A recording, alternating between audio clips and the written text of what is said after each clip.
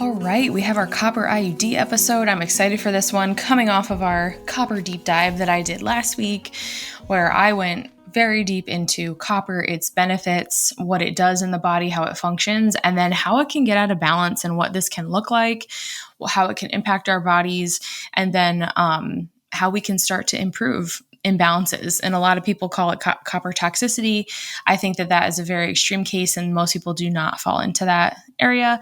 So I just kind of went through the gray area and just how to understand copper, because we just live in a world that is very polarizing with social media. People like to make polarizing content. I get it. You get much more engagement. Your account grows faster. I understand that.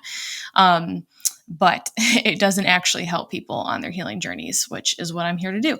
So if you want to learn more about copper, I've linked to that episode in the show notes. I'm going to reference it quite a bit. So if you haven't listened yet and you're like, I don't know what she's talking about, then I would give it a listen if you can, if you care.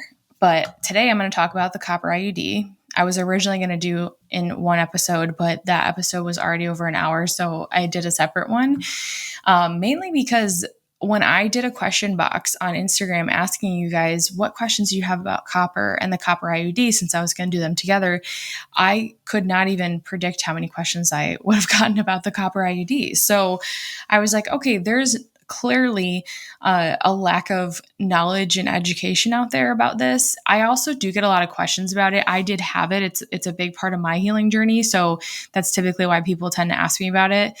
But it turns out that a lot of people are just interested. Some people have it. Some people have thought about getting it. Some people have gotten it out. So I'm going to go through, answer your questions that you guys posted in the question box, and just like how the copper IUD how it works, first of all, because a lot of people are like, how does it work? And I'm like, does anyone really know? We'll talk about that. And then how it can impact the different systems of the body. A lot of you wanted to know, like, can it cause hypothyroidism? Can it cause weight gain? Can it lead to ovarian cysts? Can it like make it more difficult to get pregnant after you get it out, and issues with like infertility? So I kept all your questions, and I'm going to go through those kind of as we dig into the different topics. I couldn't find an answer for every single one because I was trying to find like research that backed each of these up. So if one didn't have an answer, I'm going to share like my perspective on what I think the mechanism is, but just know, I'll let you know if there wasn't specific science to kind of show us what happened there. But anyway, let's go a little bit into the history of the copper IUD. I did not know a lot about it when I got it in. I got it placed. I think I was like 20, almost 21, because I came off the pill. I'm like closing my eyes for people on YouTube trying to remember. It's starting to get hard to remember that stuff. But I got it in after I came off the pill. So I actually got it placed before I came off the pill because I was so scared of getting pregnant. I was terrified. And I think a lot of women can relate to this, where we grow up and they're like, you can get pregnant on any day of your cycle. They just don't. Just like every day you could get pregnant. If you have unprotected sex ever, you could get pregnant. And I'm definitely not advocating for unprotected sex, but it's just one of those things that now that I'm older and I know how to track my cycle, I know fertility awareness method, it's frustrating that I made so many decisions that didn't support my health based off of that information. I think that's why I'm a little salty about it. But basically, I was technically on 2 at once, but my pack was ending. And so it was ending soon. So I was like, I talked to my OB. I'm like, I want the copper IUD because it's non-hormonal. I want to get off these hormones. And they actually told me that they couldn't place it because I hadn't had a baby yet. So they were like, your body's going to expel it because your uterus is going to be too small and it's going to reject it. And I'm like, well, I just at least want to try because I wanted another option. And she didn't have any other options for me. I had heard about FAM and I had a book on it, and I was like terrified to use it because I was like, I'm still in college. I don't want to get pregnant yet. And this is why when people come and ask me, like, should I get off the pill? I'm like, this is such a personal decision. And like, while I am not on any hormonal birth control now, I don't necessarily regret using it at a younger age when I didn't know any better, because it did allow me to finish school and not have a baby. So just like a couple of thoughts there, because I know a lot of people are probably listening to this looking for a solution of whether or not they should get their copper IUD out or whether they should get it at all. And just know that that's going to be a lot of personal digging and reflection that you have to do. So then finally I get the copper IUD placed.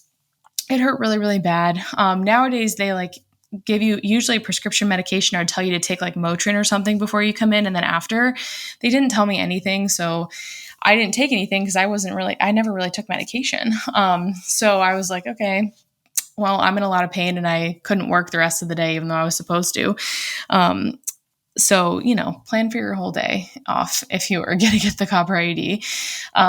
But yeah, it's like this thing where I didn't really know much about it. I thought it was new. I was like, oh, this is like a new non-hormonal option of birth control. Copper IUD has been around since the 1960s, turns out. It was invented by physician Howard Tatum, and he actually discovered that copper could be an effective spermicide, which we'll talk about exactly how it works in a little bit. And that's really when the copper IUD was born. But IUDs have been around. Like the first one was invented in 1909 by a German physician, Richard Richter. And his IUD was made of silkworm gut, which, I mean, I don't know. I'm not even entirely sure what that would consist of. But that's what his IUD was made of. And then they started to get more popular in the US. IUDs are actually very popular in other countries. I didn't realize this either. The US is like the pill is the most popular form of birth control. But IUDs are getting more and more popular, hence why I'm making this episode. But yeah, so around the 1950s, they started to get really popular. They worked in the design so that they were easy to insert and to remove because they were much more difficult previously.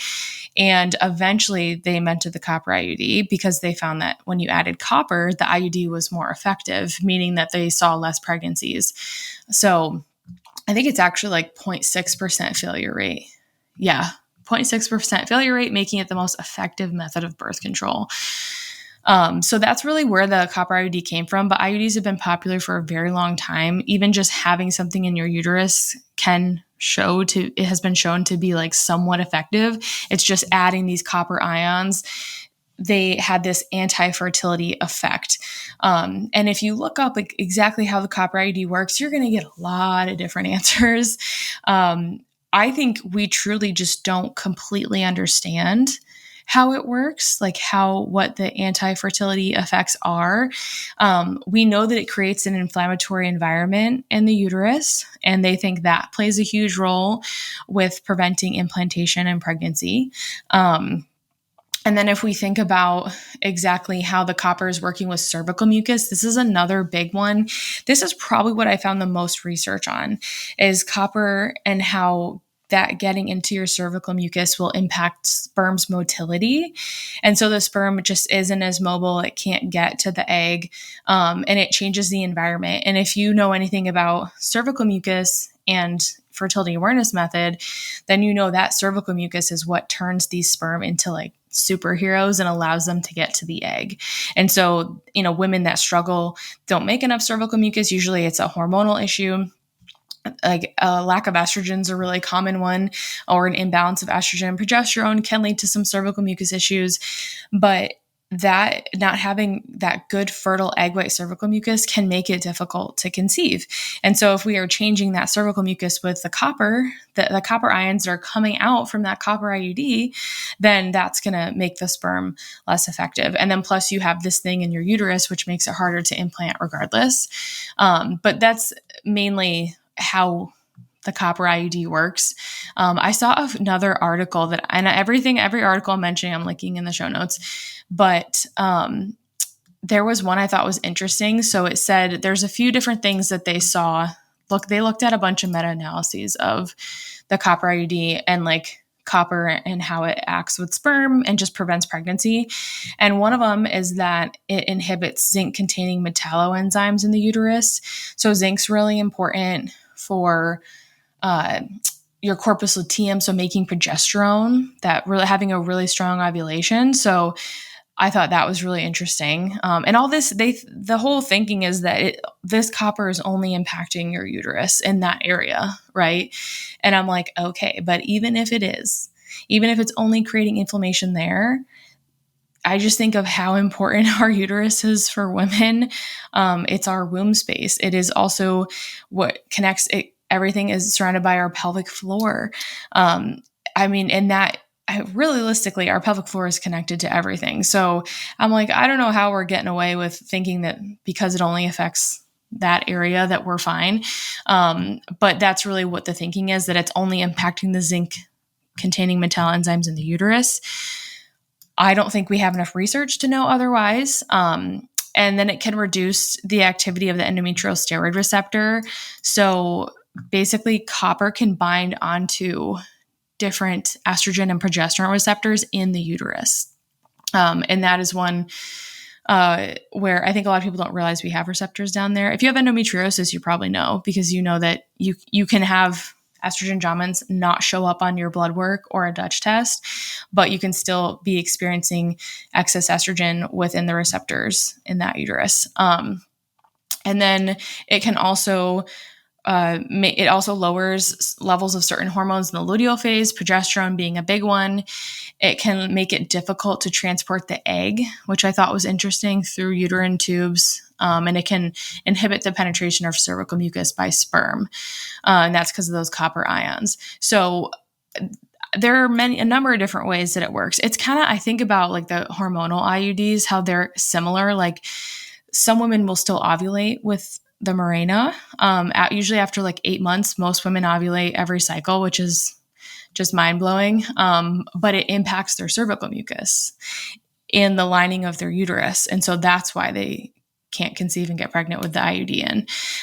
But the copper works slightly differently in that you place it, it works right away. So you don't have to like wait a certain amount of time.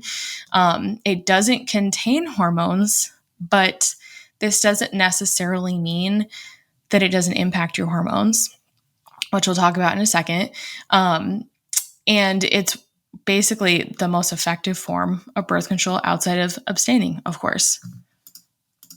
And really quick, before I go into how that copper IUD can impact estrogen, I just want to touch on how long it can be placed for, like how long you can keep it in. It's 10 years is what they recommend to you. I remember my OB said that to me, and I was like, oh, this is amazing. Because even though it cost me money, like my insurance didn't cover it. I think they covered part of it, but I had to pay it. It was like $150 out of pocket, which was not bad. I was like, 10 years, that's like $15 a year. Like, what's the big deal? I mean, I was paying more for my pill every month. So it felt more economical to me. But in doing this research, just kind of preparing for the podcast and trying to really get a look at, because like, you know, I've worked with a lot of clients that have had the IUD. I had it myself. I have a lot of opinions on it, and how I think the mechanisms work in the body. And because of my knowledge in the background of hormones and how hormones work in the body and how minerals impact hormones, I was like, I have a pretty good understanding of this stuff, but let's like look deeper into exactly how the copper IUD can impact hormones.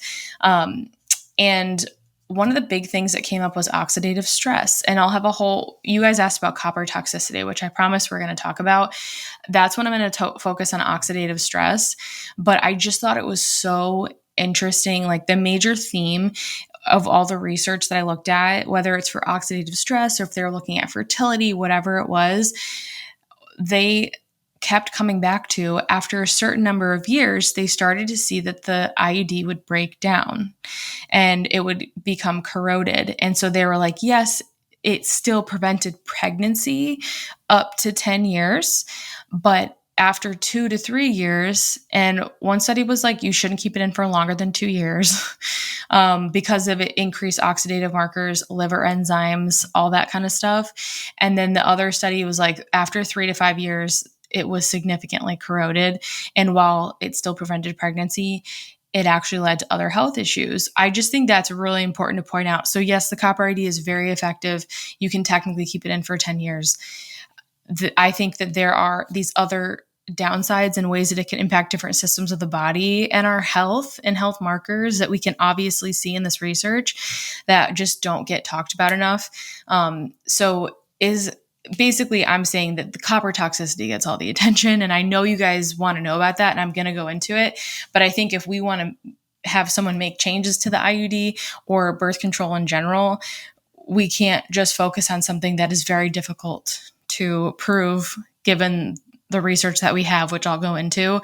But even just highlighting, like, we have these research articles that show us after a certain period of time, the IUD should be replaced. Just because it's effective for birth control for 10 years doesn't mean it's good for our health for 10 years. So I just wanted to reiterate that. So technically it's non-hormonal. You can use it for a long time, but because of how it increases inflammation in the body, it can lead to more stress, cortisol, which can impact estrogen. The other thing, and I mentioned this a little bit before, is the study looking at the copper IUD and how the copper ions can bind to estrogen and progesterone receptors. This is a quote from one of them, and it says, these results indicate that copper acts through direct interference at the steroid binding site of the receptor, resulting in the enhanced contraceptive effect of the IUD. Because the progesterone receptor was more affected by copper ions than was the estrogen receptor, it is suggested that the estrogen receptor is more stable than the progesterone receptor. Thus, the biological effect of copper seems to be somewhat estrogenic. And this is something that I've talked about quite a bit in the past. Copper and estrogen have an affinity for each other. So as copper increases in the body, whether it is becoming unbound, like it's not bioavailable, I talked about this in my previous episode. Basically, if we don't have enough vitamin A, if our adrenals and thyroid are not working well, copper doesn't get turned in this bioavailable form called ceruloplasmin. And when we have a buildup of that unbound copper, then that can lead to excess estrogen and a whole trickle down effect of like poor metabolism, blood sugar issues, thyroid issues, just like burnout. And then you eventually start to deplete your minerals.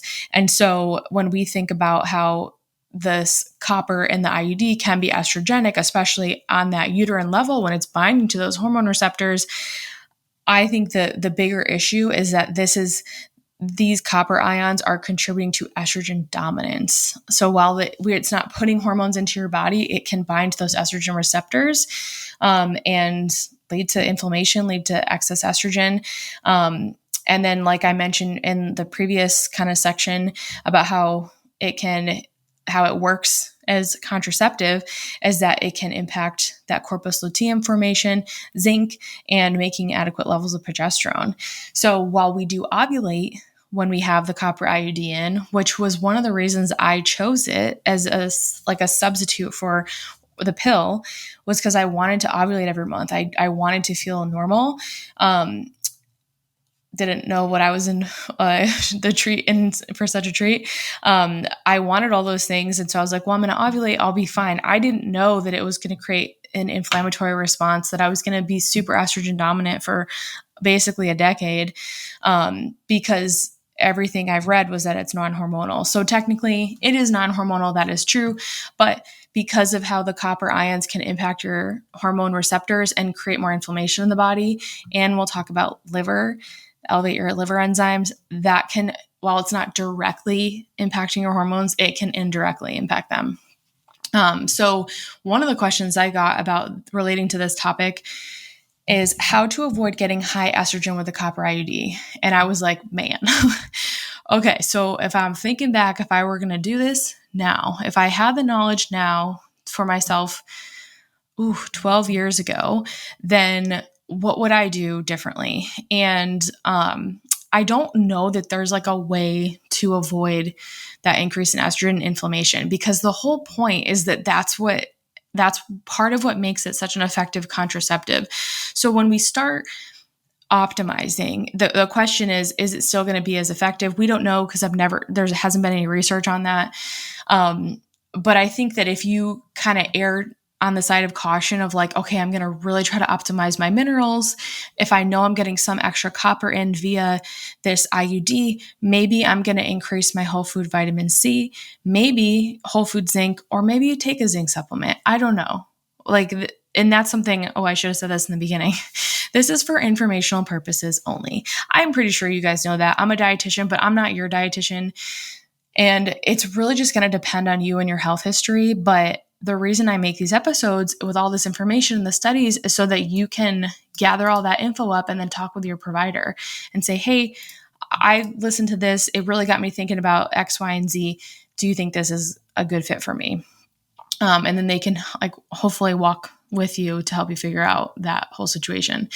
But I think that I maybe would have taken zinc back then because I was getting some excess copper. I definitely wasn't. I was getting some copper in my diet. Like I did eat some beef liver because I was like paleo and kind of into all that stuff. So I did eat organ meats, but I didn't eat dairy. So I don't think I got enough vitamin A. So I think I would have really focused on getting enough zinc and copper in my diet, but really getting enough vitamin A so I could use that copper properly, I definitely would have increased my whole food vitamin C to kind of offset any like copper excess, and it's anti-inflammatory. And at the end, I'm going to go through this stuff again of like what to do if you get it removed, or if you want to keep it in. But for the inflammation piece, I think I would focus on like reishi mushroom, whole food vitamin C, and then trying to optimize my other mineral levels to like, you're basically trying to compensate, which was what your body will be doing. So you'll just be giving it a little bit of support so it can do that better. But ultimately, I don't think you can completely avoid estrogen dominance and the hormone and mineral imbalances that are going to come with the copper IUD. I think you can offset them, and I think you can prepare yourself when you get it removed. If you're getting it removed so that you can try to conceive, or just so that you can have more optimal hormones, I think you can do that in a way that's going to support your body. I also would definitely do liver support and I would watch my liver enzymes, because I read like 3 studies that showed that, and I'm like, man, I need to think back and see if I had any clients that had elevated liver enzymes in the copper IUD. Most people come to me after they get it removed, but I just thought that was interesting. But that's kind of how I would try to avoid having high estrogen with a copper IUD, but it's not perfect. Another question I got is, does it impact uterine lining or cause cysts? Someone was asking because they had difficulty trying to conceive since they got it out. And then one woman has had a pretty significant increase in ovarian cysts, and she got hers placed.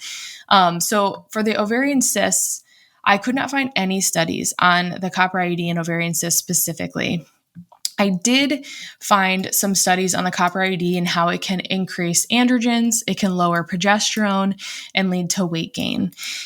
Now, weight gain doesn't really have much to do with this, other than that that person is because of the high androgens and lower progesterone and weight gain, they may not be ovulating every cycle. And then that's going to increase your risk of having cysts. So nothing direct, but since it can lead to those hormonal imbalances and impact ovulation and progesterone production, then I would say that's kind of indirectly could be contributing to the cysts. You also want to think about your liver. All the studies that were showing the liver enzymes that were elevated, if your liver's not functioning as well, or if it has a higher toxic load, that's what's going on when those enzymes are elevated. So that would make me think, are you already estrogen dominant? Do you need to support your liver more? Eat more good fibers to try to get that estrogen out, support bile. So I talked about taurine in the copper deep dive episode and how that can help with bile production and flow. And that's a great one that you could consider if you're struggling with estrogen dominance. But yeah, the ovarian cysts, I didn't see any direct articles, but just that it can impact those other areas, which could theoretically increase the cysts that could be present.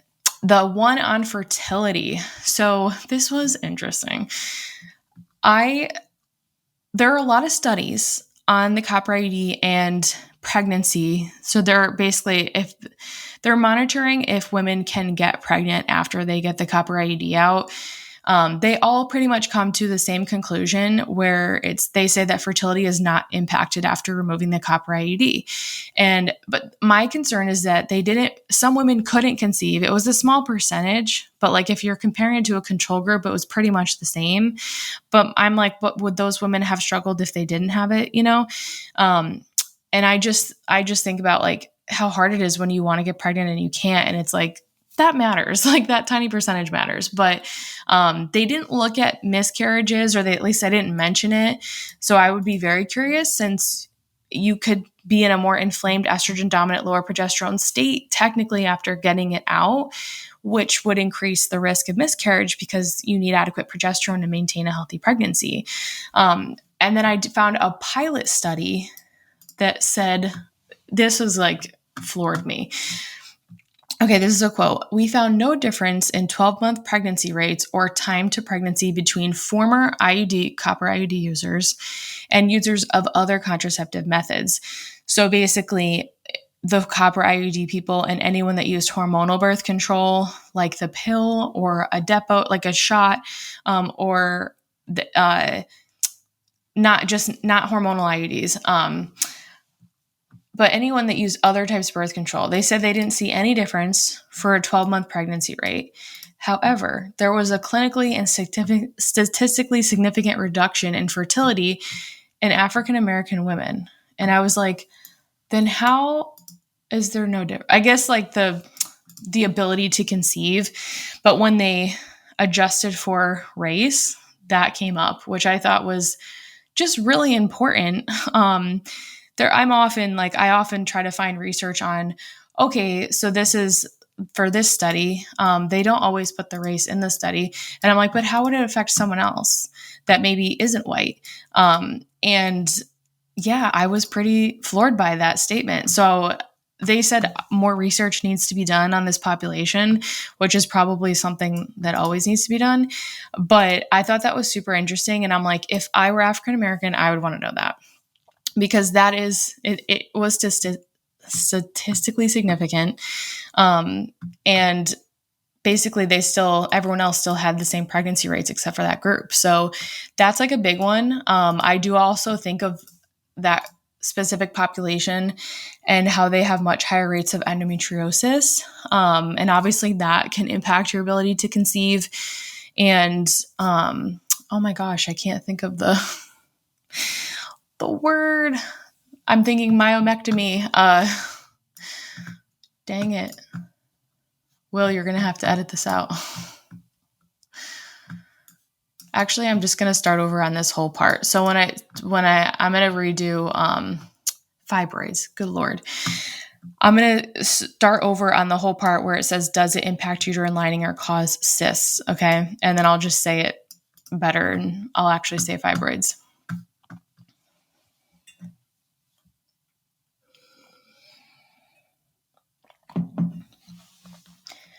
Okay. So the next big question that I had is, does it impact uterine lining or cause cysts? Because one person has had difficulty trying to conceive since getting their IUD out, and the other woman has had an increase in ovarian cysts and she had hers placed.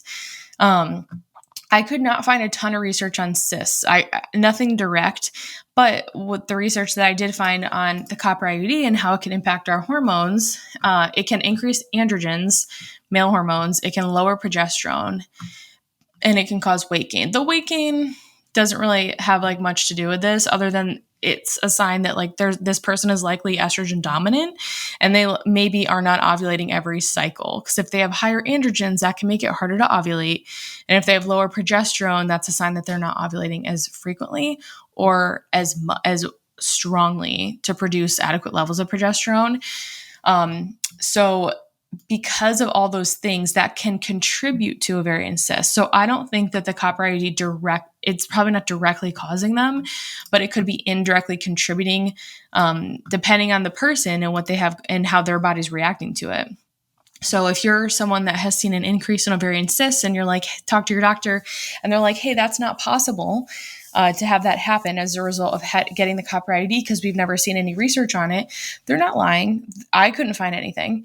But you could say, well, can we look at my other hormone levels and see if those are possibly being impacted? And then you could work on supporting those to reduce the rate of cysts that you're experiencing. Fertility. If you look at the research for fertility, it all kind of says the same thing, where they say that the copper IUD does not impact fertility after it's removed. But my concern is that they're not measuring hormone levels. So like I just said, it can lower progesterone and raise androgens. That could definitely contribute to miscarriage. So it just makes me wonder, they didn't mention anything about miscarriage. I don't even know if they're looking at that. They're more looking at how many women got pregnant after. And I just thought that was really interesting. So technically, there's no research to show that it decreases the ability to conceive. I think that depending on how it's impacting your hormones and the different systems of your body, though, that it could. And I think that's like the tricky part of answering some of these questions. I always want to have like a scientific basis, but sometimes we just haven't studied it, or we just haven't looked deep enough in it, like at different criteria for the population that we're studying in order to get a good answer. I did find one pilot study, though, that they concluded they found no difference in 12-month pregnancy rates or time to pregnancy between former IUD users and users of other contraceptive methods. So people using like the pill, the shot, that sort of thing. However, there was a clinically and statistically significant reduction in fertility in African American women. And this kind of goes back to how does the copper IUD impact the endometrial lining, hormones, all that kind of stuff. I know for certain lab tests, like the Dutch test, for example, androgens can look different based on your race. Like if you come from Asian descent, then sometimes your androgens can look really low on a Dutch test. They have a whole thing as to why. I don't remember it off the top of my head. But I know that like depending on the client, I'm always keeping that in mind when I'm reviewing their labs. With hair testing, it's like a huge population, all different races. One of the reasons why I love it. But I always do keep in mind, like, if I see any similar patterns, I think it's important to note.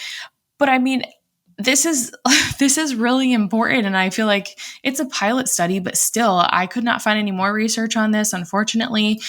But if I were African American, I would want to know. So I thought I would share that. So technically it does not impact fertility, the ability to conceive, or time to pregnancy, minus there was a statistically significant reduction in fertility for African American women. So if you are considering getting the copper IUD and you do want to have children, it's just something you should keep in mind if you fall into that category. I also think about how African American women have higher rates of endometriosis and fibroids, which can also impact fertility. So, and it's just hard to get a diagnosis for all women, but there's research that shows it is much harder for African American women to get that diagnosis as well. And so it's just something to keep in mind, because you could have it, but maybe you don't have the diagnosis, and then you get the copper IUD. And I mentioned that because typically I would never recommend a copper IUD for someone that had endo, because you already have enough pain and inflammation there. We don't need to add more. Obviously talk to your doctor, but you might not have that diagnosis, but you currently are struggling with that and you just don't know. And then you place the copper IUD and it makes things worse. So just something to consider. And then kind of going to the copper IUD and endometrial lining, I did find a study that looked at how the copper IUD impacts endometrial cells, which it's really interesting. They were looking at gene expression. And so this one quote I saved from it, what they found was it has been demonstrated that IUD alters the endometrial gene expression, but there is no scientific data about how copper, a metal commonly used in these devices by itself, is able to influence the processes of endometrial receptivity and apoptosis in decidualized human endometrial stromal cells. So they were trying to look at how the copper ions could impact those endometrial cells and the gene expression of them. And they found that copper did lead to some changes in gene expression when compared to the IUD group that did not have copper. And what they found was that copper altered 19 genes involved in the endometriosis pathology and others related to other gynecological disorders such as preeclampsia and infertility. This is a very small study. I will say that. I did link it. And it's only looking at human cells. It's not like a randomized controlled trial with a group of women. But that is significant enough for me to really pause and think, how is the copper IUD impacting things like endometriosis, like infertility, preeclampsia, which is high blood pressure during pregnancy? And again, like these things definitely would fall, like endometriosis, preeclampsia, that's often seen much higher in the African American population. So just something to think about. But if I had a history of endometriosis, I would not get the copper IUD if it were me. And just kind of looking at this, I'm like, man, I wish I knew this before I got it. Because I mean, I definitely struggle with inflammation and estrogen dominance for a while after, but and it took us a year to get pregnant. I don't know if it had an impact on that. all I know is I worked really, really hard to get my health in a good place to conceive, and it still took a long time. But it's just something to consider. And so it looks like it can potentially impact gene expression that will impact your endometrial lining and potentially lead to things like endometriosis, preeclampsia, and infertility. And then finally, the fallopian tubes and inflammation. So I think this is probably the one we have the most research on, is how copper can actually accumulate in the fallopian tubes. And I found two really good quotes from this article.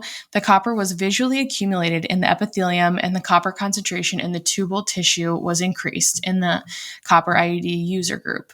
The accumulation of copper may be associated with earlier observations of the morphological changes and infiltration of inflammatory cells observed in the fallopian tube. So this study just found that there was much higher rates of inflammation with the copper IUD. And they were trying to figure out if it was the copper, was it the copper ions? And so they did see that they did accumulate. Again, like, is this copper toxicity? We'll get into that after I talk about the immune system. But it's just like there's not that much copper that's released. That's the only reason I have a hard time with it. But it looks like it can possibly accumulate in tissues, which is just crazy. And then this kind of goes into our next section, which is like, does it impact your immune system? This person, they asked this because they developed a sensitivity to nightshades and had eczema after getting it. And they're like, could this be from the copper IUD? I could not find research about the copper IUD in autoimmune conditions. Shocker. But so I don't have an exact mechanism. But if we think about how copper can lead to more inflammation in the body and affect the gene expression on like a tissue level, I just would not be surprised. I don't think this would just happen to anyone. When I think of autoimmune conditions, I really like Gabor Mate's work, where he talks about chronic stress and how that is like the main contributor to autoimmune conditions. And it doesn't mean like, oh my gosh, if you're stressed, you're going to get an autoimmune condition. It's just like over time, stress is going to break down your body. It's going to impact your immune system eventually. And then if it's not addressed, then yes, it could show up as an autoimmune condition. So I think about that a lot. I also found an article that said those that have IUDs, they can have alterations in the expressions of their T cells. And these are the white blood cells. They're known as lymphocytes, and they work with the B cells and they destroy microbes. So I just feel like if we're considering the oxidative damage, the inflammation that can happen, how it can affect our liver, how it can affect our hormones, and then eventually our immune cells, I mean, all those things over time can trickle down and impair our immune function. So, I don't have an exact answer for this person, but I think that it could have been like the last thing that was like the straw that broke the camel's back. If this person had like a ton of stress previously. I have seen some people that have gotten the copper IUD though, and their health like just went downhill and they had to get it taken out like right away. And some people it takes years. Like I felt great for the first like 3 to 4 years that I had it. It was the last like 3 years that I was like, I have to get this out. I have to get this out. And I just kept putting it off because I like was too afraid to use fertility awareness method. Which I knew what I know now back then. But so I get it if anyone is struggling with that decision. But yeah, so possibly it could have contributed to the eczema and the nightshades. And I keep saying autoimmune condition for this person because obviously when we are seeing eczema, like skin issues flare up, there can be like a burden in the gut and the liver. But also like the sensitivity to nightshades, I think of why is your immune system so turned on? Why is it creating sensitivities to foods that are good for us? It's usually an inability to break them down and an overactive immune system. So while it may not like be a diagnosed autoimmune condition, I wouldn't be surprised if that was like the next thing that you walked into. Okay. Copper toxicity. And I also had some questions on anemia, which I thought was interesting. And then what would you expect to see on a hair test if someone had the copper IUD? So first we'll do anemia. I couldn't really find any studies that directly showed that the copper IUD caused anemia. All those studies didn't show a change in iron status. And they looked at hemoglobin, they looked at ferritin, like they looked at there wasn't just one marker. So they were actually pretty thorough. I did find one 2009 study, and it showed nearly 2,000 people who had copper IUDs for the first time, and it suggests that using the copper IUD can make you lose 50% more blood during your period than when you don't have one. So because of that increase in blood loss, this could lead to anemia. They just couldn't, they did not show it in a study, like with a group, but that was kind of like their inference. And I also would think the other thing that comes up for me when I think about like, could the copper IUD possibly contribute to anemia? I think about inflammation, because we know like anemia of chronic disease, for example, typically that's when you have low iron markers, and that's due to like long-term inflammation.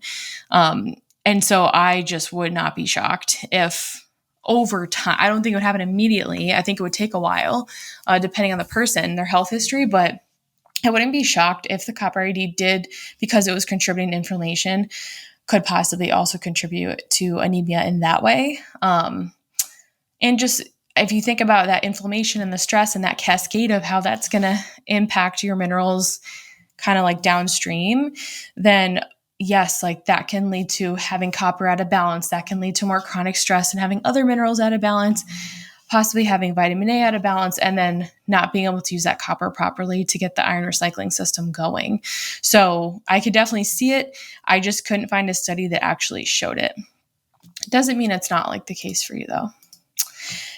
And then hair tests, like what would I expect to see on a hair test with someone that had the copper IUD? This is an interesting one because I think people expect me to say really high copper levels, but I typically don't see that when someone has a copper IUD. I most often see incredibly high copper when someone is either on the pill or getting off the pill, or if they recently came off, because remember, your hair shows the last 3 months. So and my sister said I could share this. I've shared her kind of a little bit about her hair test results in the past. I almost had the exact same pattern when I came off the pill and I had the copper. Got the copper IUD placed. I had really high copper. My sister had incredibly high copper, and we did think it was possibly copper pipes, but it stayed high regardless. And I was like, I think this is just from the pill. And I've seen this over and over again with clients. And this is with a slow metabolic type. So typically you're going to see high copper. You're not always going to see it super obviously on a hair test, especially if someone has a slow metabolism. And I have a lesson that talks about metabolic type that I linked in the show notes. So you can kind of listen to like fast versus slow metabolic type. Basically, I typically see a slow one, which means everything is slow. Their metabolism, their stress response, their thyroid, their nervous system, everything is slow, which is not necessarily bad because it's all balanced. It's more what their mineral levels are that are going to give you an idea of like, is this person very depleted or not? But I typically will see a slow one. And then if they're on the pill, copper through the roof. Calcium's usually also very high. The higher that calcium is, the slower that thyroid function is going to be, because it's hard to use that T3 and get it into the cell if calcium is too high. So you might be making it, your thyroid labs might look good, but you might not be able to use it. And then I often will see like liver stress. So that could be high cobalt, that could be high or low sulfur. And then I would say like I see a lot of zinc loss on hair tests, especially if someone has like a copper or an iron imbalance. That's usually related to inflammation. And zinc loss, I mean like high zinc. Because on a hair test, it's not like high levels don't always mean that you have too much. It can also be a loss. And so with zinc is one that is often depleted after being under stress for a long time, because once magnesium gets depleted, the next one up is zinc. So typically zinc loss, lots of stress, like high calcium, high magnesium, low sodium and potassium, and then some liver stress.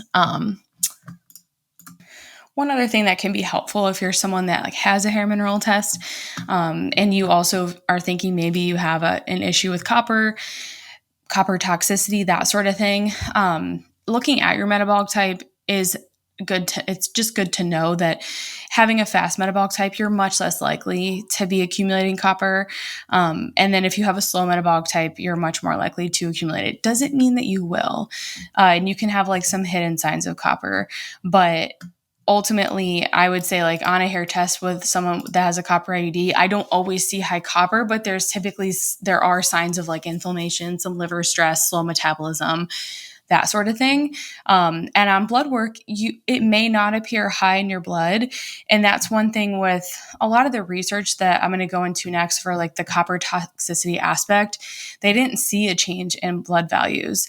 I will say most of them were only looking at like total copper. They weren't looking at free copper, which free copper is like the problematic one that can build up and cause issues. They're just looking at like serum copper. You also want to compare that to your ceruloplasmin levels, which you can get a blood test for. And then you'd also want to compare that to zinc. And then looking at total ceruloplasmin zinc, that can tell you, okay, like are those in balance, out of balance, in an optimal range? And if not, then that can be a sign that you have a lot of free copper. But yeah, that's kind of like a summary of what I would expect to see on a hair test. But most time, the high copper is reserved for those that are on the birth control pill, especially because if you think about if it's I've seen it with both the combined pill that has synthetic estrogen and progestin, and also the mini pill that's progestin only. Like, for example, my sister's pill was just progestin only, and she still had very high copper. In my mind, and when I think of the mechanism why copper could be high in a hair test with the birth control pill or hormonal birth control is because of the estrogen. Because remember, copper and estrogen have an affinity for each other. So if one increases, the other also can. So I just thought that was interesting. I think it just shows that any form of hormonal birth control could technically put you in an estrogen dominant type of state that could be altering your copper. And and I've linked to studies. There's a lot of research around how the pill can lead to high copper levels, not toxic levels, but just like it's clearly unbound and in excess. Okay, so copper toxicity, the thing that everyone's been waiting for. There's a lot of different. If you Google copper toxicity in the copper IUD, you're going to see a mix. You're going to see a lot of people that are like, it's not possible with the copper IUD because all the research tells us that the serum copper levels do not change, or they don't increase enough for it to be toxic. Most of the time, they just don't change significantly. Although they do, there's studies that show that they increase after initially getting the copper IUD placed, and then it goes back down, which makes you wonder like where to go. And then the other end of the spectrum is that the copper IUD will always cause copper toxicity.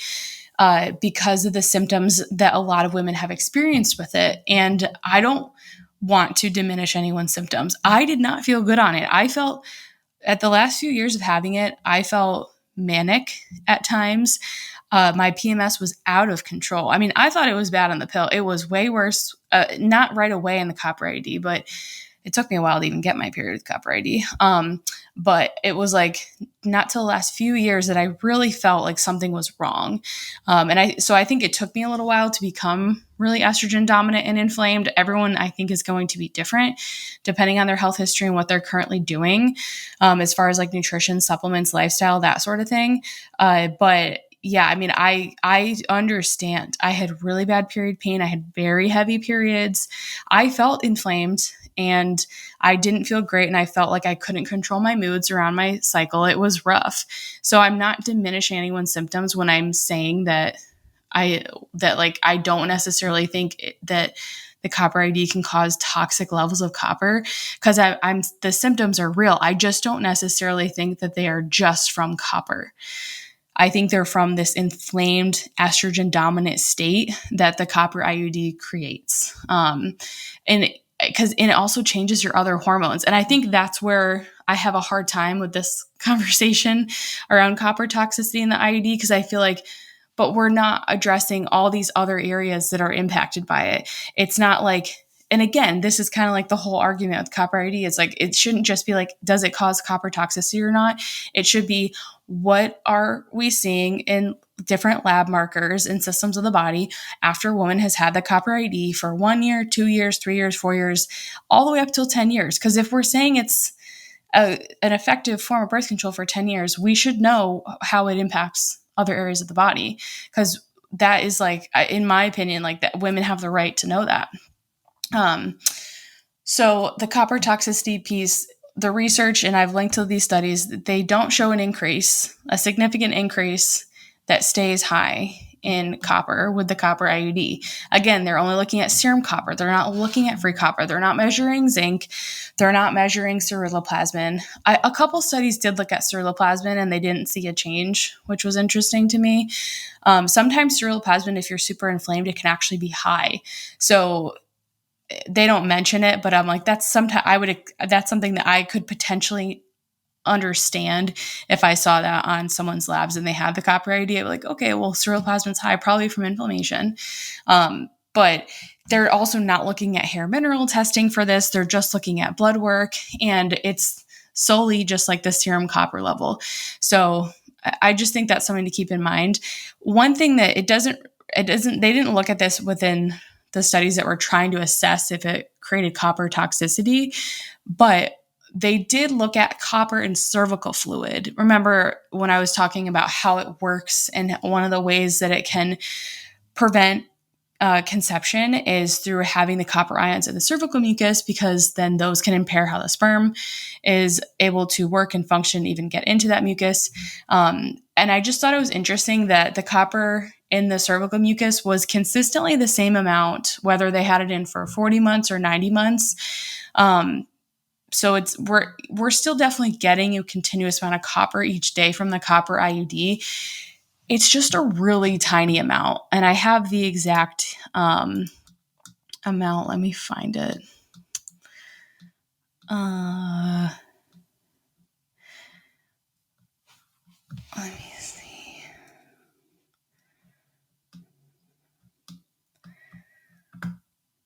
You're going to have to edit this out, Will. Sorry.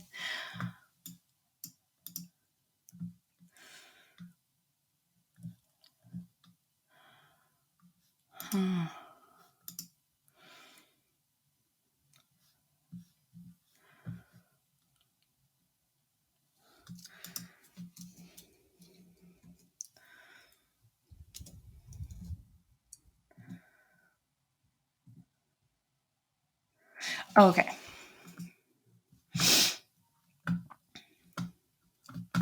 So the exact amount of copper that the IUD is releasing, I found a study that I'll link to. The average release rate of the T copper 200s was 43.8 micrograms per day from the 21st up to the 41st months of use. So this is not just looking at like what is released in the initial, but like after women have had this for years, how much copper are they still getting? So on average, 43.8 micrograms per day. To put this in perspective, if we think of something like beef liver, which is very rich in copper, like 1 ounce of beef liver is going to have 4 milligrams, which would be 4,000 micrograms. So, I mean, way more. 0.438 milligrams per day is what you would get from a copper IUD. It's just a very small amount. Now, I did mention that research previously that looked at how it can accumulate in fallopian tubes, that sort of thing. So over time, could this amount accumulate and contribute? But even if you did the math, like it's not an insane amount. But again, it doesn't mean that someone is not experiencing toxic levels of this unbound copper, because this copper is not bioavailable. It's just copper ions. It's not in the ceruloplasmin like bioavailable form. So it's not that it can't cause issues. I think that when we go to these extremes and say like copper toxicity, it makes the kind of conventional like mainstream medical community shut down. And then I feel like the problems are not heard because we're taking things to an extreme, and they're like, no, the science does not improve this.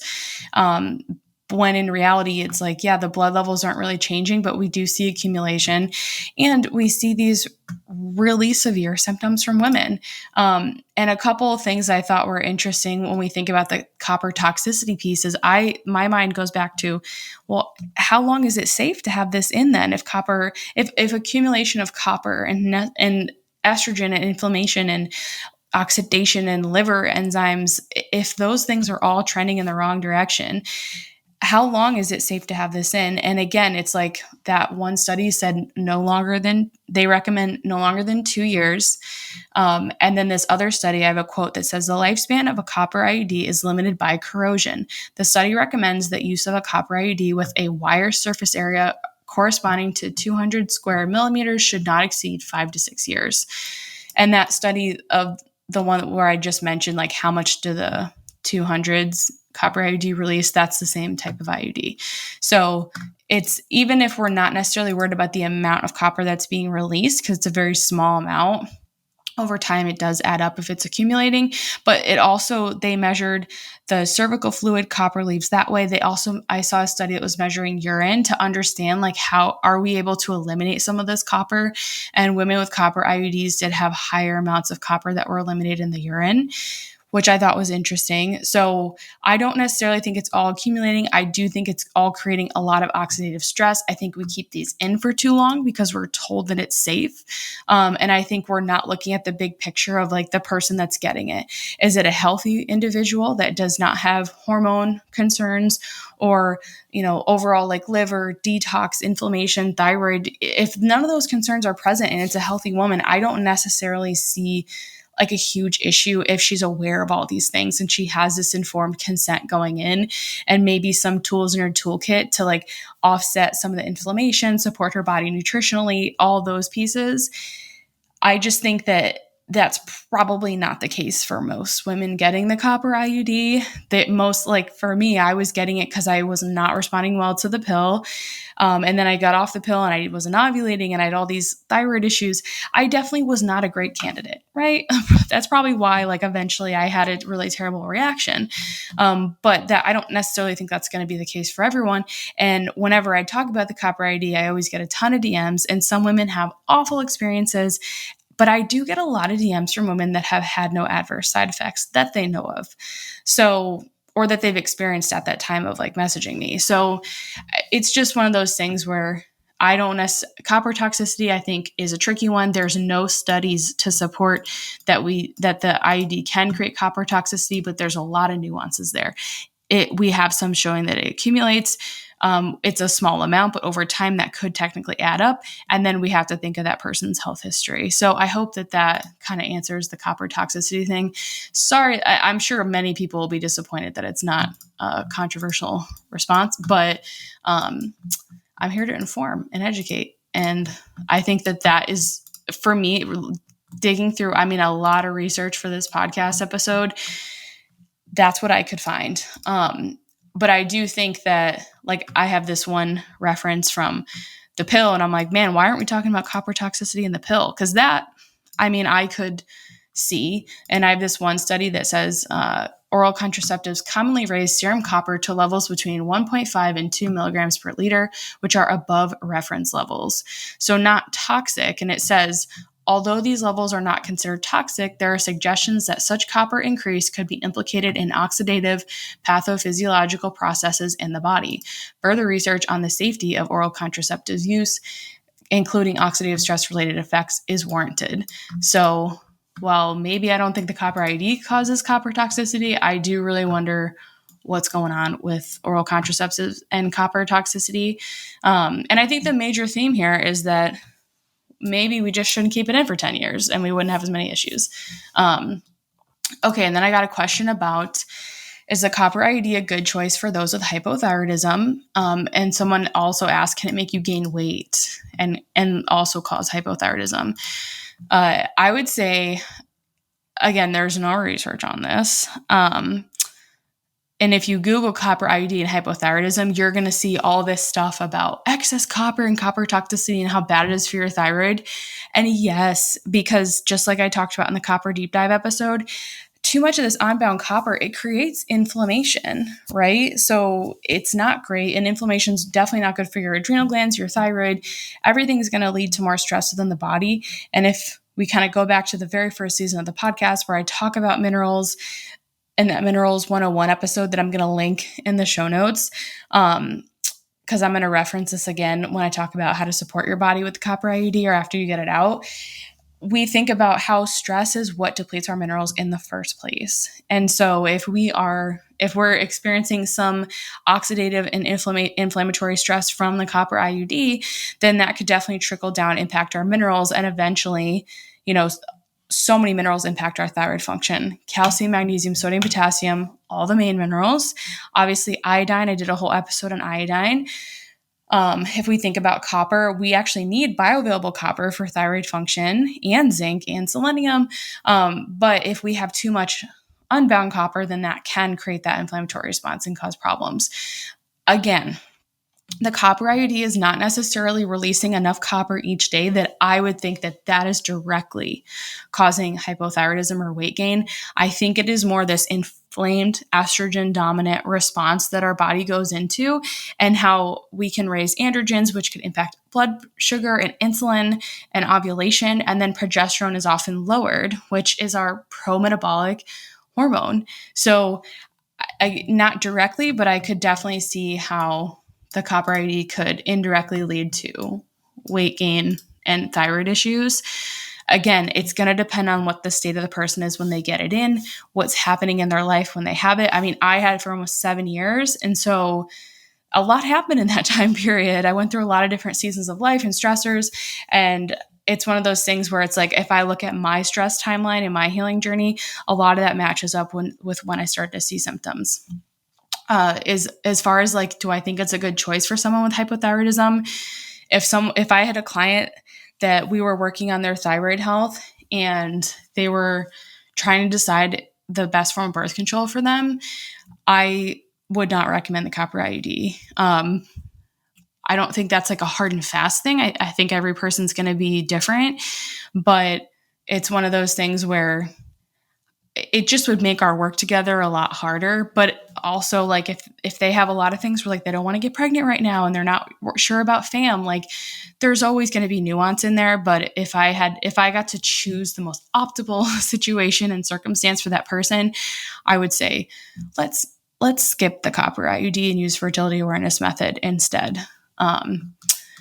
Okay, so those were like the big questions about the copper IUD. I just want to go through some side effects really quickly, and I have so many research articles. So I think the big eye opener, other than how the copper IUD corrodes and then that shortens its lifespan or how long we should have it because of how it impacts inflammation and liver stress, I think the other big eye opener was how many research articles there are out there about the negative side effects of the copper IUD. And one of them is like talking about how, like at the end here, I have some notes, important notes on side effects and advancements. There have been some changes made, but this one study says hardly any advancement has been made in the prevention of abnormal bleeding, which is a major IUD-related health problem, and no progress has been made in the prevention of IUD-related infections like BV or having any bacterial imbalance in your vaginal microbiome. And it's like those are two of the biggest complaints, and it's just it hasn't been addressed. So that's like one of the things that I think about with all this stuff is like, I don't necessarily think that I need to tell everyone not to get the copper IUD. I would just love for everyone to start saying like, hey, I am having these symptoms, like, and just sharing that with their doctor or their medical provider so that if those people ever talk with companies or reps from companies, they can then share that information, and then maybe eventually we can see some change in our birth control options. So some side effects, pain upon insertion. I talked about how it was very painful for me. But now typically you'll get a prescription or your doctor will tell you to take like Motrin or something before coming in. And I've had friends that have done that and they said it was not that bad. You can have spotting between your periods or have irregular periods. The risk of spotting between periods with an IUD and the copper IUD and bleeding for a few months after insertion is incredibly high, and it is considered normal. That you can have heavier and longer periods. Research has shown that the copper IUD increases period blood loss by 20 to 50% for the first 12 months. I personally experienced an increase the whole time I had the copper IUD. I didn't have my period right away because I came off the pill and was a mess. But when I did get it, it was so heavy. Now, I did have a heavy period historically. So again, another reason why I probably wasn't a great candidate for it. And this is where I think about women with endometriosis and fibroids outside of the pain and inflammation. They're likely going to have even heavier periods, which just is not ideal for that person, especially. And I have one friend that she spotted for 6 months straight. It didn't really get like a full-on period, but it was like she had her period for 6 months straight and then she got it out. Cramping during your periods. It can increase cramping. And this is one of the top complaints with the copper IUD outside of the heaviness of your period. And it's because it can increase inflammation, and then that can increase your inflammatory prostaglandins. So definitely something to keep in mind. Inflammation, I talked about how it can increase markers like CRP, which is a blood marker for inflammation, oxidative stress markers, and then it did increase liver enzymes too. Expulsion, it could possibly come out. There's always going to be a risk with any IUD for expulsion, especially within the first month, which, hope you guys didn't hear my dogs. Which is, I think, important to know. My doctor did tell me that. She was like, just pay attention. She taught me how to check to feel the little, two little prongs in there. And basically, if I didn't feel them, to like let her know. Some signs of expulsion, if you're like not sure, is it can be like pain, spotting, feeling the strings more, like if you feel too much of them. If it gets longer, that could be a sign that it's coming out. But I would say like the expulsion rate's like pretty low with the copper IUD.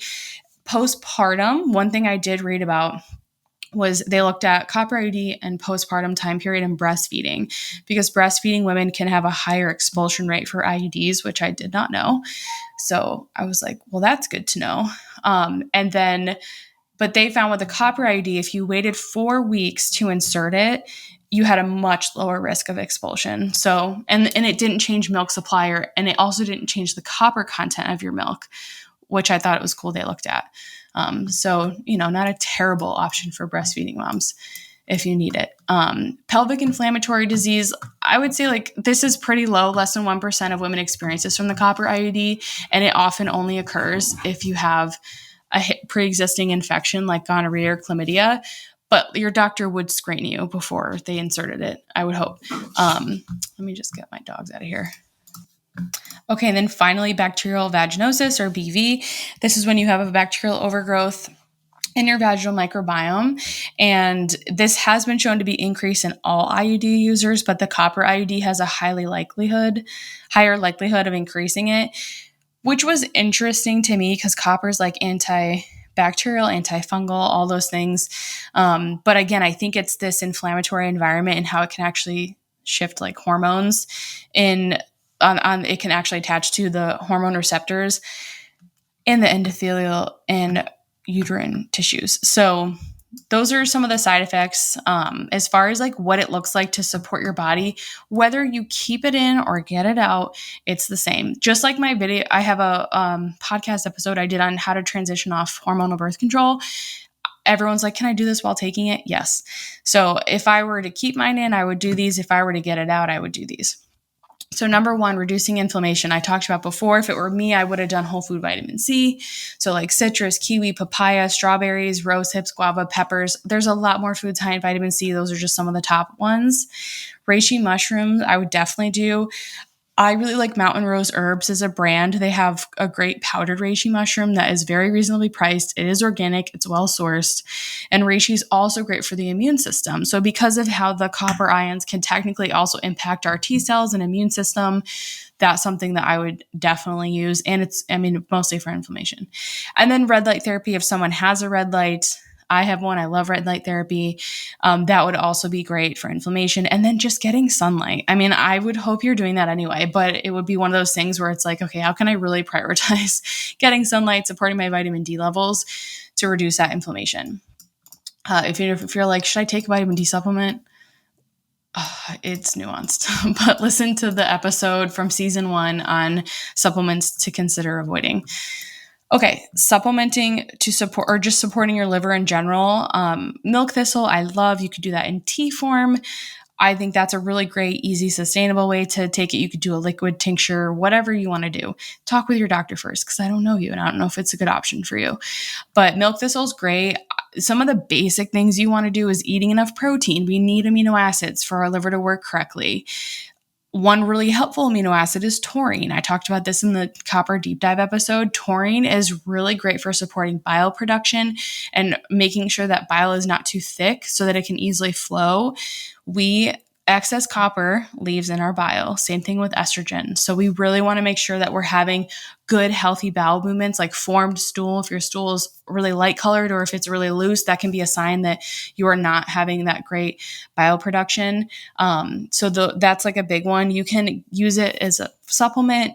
I talked about this in the previous episode. You can also find it in foods. It's really high in shellfish.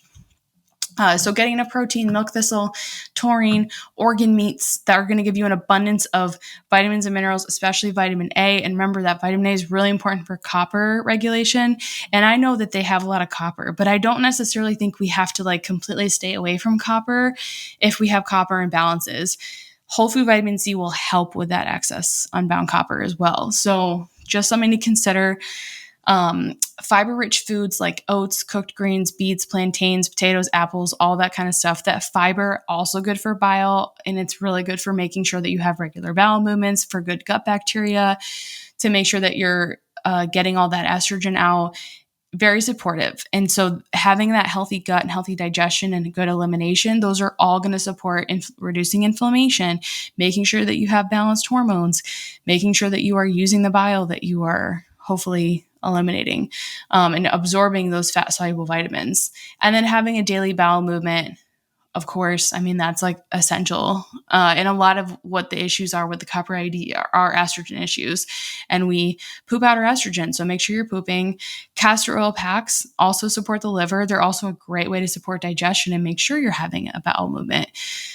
But those are the things I would do for supporting your liver. So taurine, milk thistle, getting enough protein, organ meats, fiber-rich foods, having a daily bowel movement, and castor oil packs.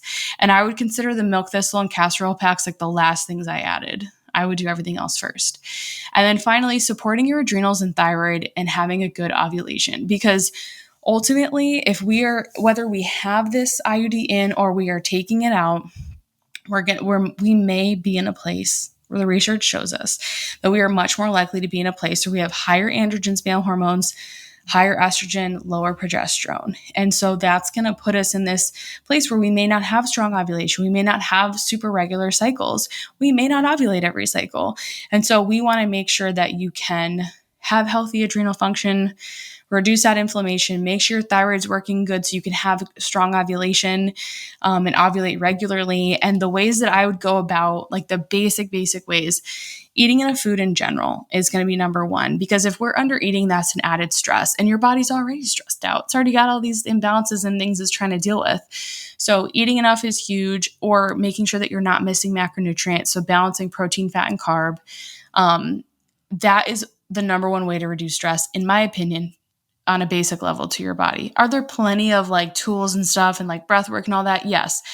But in my opinion, I don't think those are as effective if you're not eating enough, because that's our basic need, right? So if we can meet that basic need, then that's going to make us more resilient and make all those other tools work better.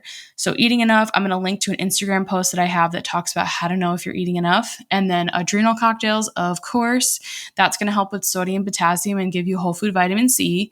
And then just supporting those macro minerals. So this is where I would say if you can do hair testing, I think it's worth it, because then you're going to get a better understanding of how are my calcium, magnesium, sodium, potassium, those macro minerals, they have an impact. They're synergistic with all their other minerals. So that's why on a first hair test, we always focus on those first. So if you can get a handle on how those look for you, do you have low calcium? Do you need to support with certain foods or food-based supplements? Do you have high calcium? Do we need to try to get that calcium down? Do you maybe have a calcium shell, which is very common with high copper? And then looking at magnesium, sodium, potassium, regardless, you always want to do adrenal cocktails first, because most people need support with sodium and potassium. And then from there, you can slowly layer things in with food and supplements and add stuff on. The hair test is going to give you the look at the last 3 months of time. And it's just going to make it so that you're not guessing and you can be a little bit more targeted with the food and supplements that you're using. You can always do my Master Your Minerals course. You can just get a hair test done. It's just hard to read. It's hard to, because like if a mineral's high, it doesn't always mean it's high. It could mean it's accumulating, it's a loss. And sometimes we look at that and we think, oh my gosh, I have to supplement with all these things. And usually it's not the case. Usually you need to focus on the first 4 in your first test. And then after that, you can start addressing other things. But it's a slow, gentle process. At least that's how I approach it. So if you want to look into hair mineral testing, I have my Master Your Minerals course. Totally up to you. But it's on my website. I'm going to link to a quiz that I have. So if you're not sure if minerals are an issue, you can do the quiz. I have a free training. I have a lot of free information out there. So I would say start with that. But if you are already in this boat and you're like, I have really severe symptoms, I don't want to do this I don't want to be like guessing, I just want to know what's going on, then testing would be the most ideal. And then knowing that, then like I think of the macro minerals, like if calcium is low, then that can really mess with blood sugar. It can also really mess with histamine and mood. And so looking at how to optimize that can help improve your thyroid health, adrenals, ovulation. So that's why, like, depending on what mineral imbalances you have, those could be impairing and making it more difficult for your body to function optimally. But if you're not eating enough, I would not start there, because you can't really skip ahead, right? You can't skip that step. So that's what I would do as far as reducing inflammation, supporting your liver, and then supporting adrenal thyroid ovulation. Those are the biggest things, whether you are going to keep your IUD in or you're going to get it taken out. I also got a lot of people that asked about like when I should try to conceive after I have the copper IUD taken out. I just think it's so individual, because it's not like this copper IUD leads to XYZ and you have to wait a certain amount of time to conceive. Everyone's going to be different. Some people maybe don't have as severe of symptoms or as severe of inflammation or estrogen imbalance. Everyone's going to be unique. So I would just say, if you could look for these things that I'm about to list out, then those are all some good signs that you're probably ready. Again, I don't know you, so like this might not be the case. But if I try to like really generalize this information, like these are the things that I would look for. Having healthy cycles, like a good length. So like 28 to 32. And I'm going to say numbers here. And I know it's really easy to want to attach onto these numbers and then obsess over them if you don't fall into that category. But you have to keep this all in context with yourself. So I've seen plenty of women with 26-day cycles or 35-day cycles that have conceived and have been healthy. But if I'm going to put averages, if I'm going to generalize, 28 to 32, that's a great length. If your cycle is too short, then that could be a sign that you don't have a good luteal phase length. That's the next thing I would look at, is how long is your luteal phase? Is it 12 to 14 days? If so, then that would be great. It could go up to 16 days. That's totally fine. The shorter the luteal phase length, that can be a sign that you're not making enough progesterone. So that's something to consider. Having egg white cervical mucus, that fertile mucus before ovulation, like right before, during that peak day, that's a great sign. And some people have multiple days of it. That's also fine. But making sure that you do have that mucus, because that cervical mucus is really important for sperm motility. So that's a big one. And then having a good basal body temperature. I talk about this all the time. 97.6 degrees Fahrenheit is the average for the follicular phase. 98, I would say, in the luteal phase. 97.8 and higher is normal. But again, like, what is your basal body temperature? And you want to see, okay, maybe you establish your baseline, you take it for a week. Some women take it every day. Some women get like too consumed in the numbers. So they just get a baseline. They make changes with nutrition, lifestyle, and supplements, and then they retest it for another week at a different point, and they kind of compare. It's up to you. I think that it's really easy. And I only say this stuff because I talk to a lot of women online, and I have a membership and the students inside my course. And the one thing I notice is that a lot of people obsess over having everything like exact. Oh, I don't have this temperature. Why? Or does it mean I should do this or change this? And you just want to always think about, where did I start and how is it going? Am I seeing slight increases in that temperature? Am I seeing that my luteal phase, maybe it was 9 days last cycle and now it's 11 days. So it's not the 12 days. Sometimes people get really bent out of shape about that. And I'm like if we were working together, I would be like so excited if I saw a 2-day increase in your luteal phase. So always try to keep that in context. When it comes to those more like objective measurements, it can be hard. Some subjective ones that are good to look at are like, do you have good energy? Are you sleeping well and feeling rested when you wake up? How's your hair health? How's your libido? How's your skin and your nails? Like, are they pretty consistent, healthy, strong? Those are just all things you want to look at to see, like, am I most likely in a good place? Obviously, like hair mineral testing, I recommend before trying to conceive and during pregnancy and postpartum. I shared how I did that in my pregnancy episodes in the podcast. And then if it were me, because I've not given anyone advice, but if it were me and I didn't get my copper IUD out until like right before I wanted to have Eliana, I would have waited at least 6 months. I had so many hormonal issues, from birth control, IUD, stress, dieting, way too much training, all that stuff that, I mean, it took me years to rebalance. And I'm like not afraid to say that. I know like some practitioners are kind of weird about sharing their health history, but I mean, I was like very estrogen dominant, and it would slowly improve. But this is why I say like you have to recognize these little wins, because it's very easy to become obsessive and then just constantly stressed and hyper focusing on your health. And this is something I talked about with Meg on that miscarriage episode, where she was like, your life is more than a healing journey, or a healing process. Like and it is, and there's no like start and finish. There's no end destination. It's just, how can I live in a way that's going to support my health and my happiness?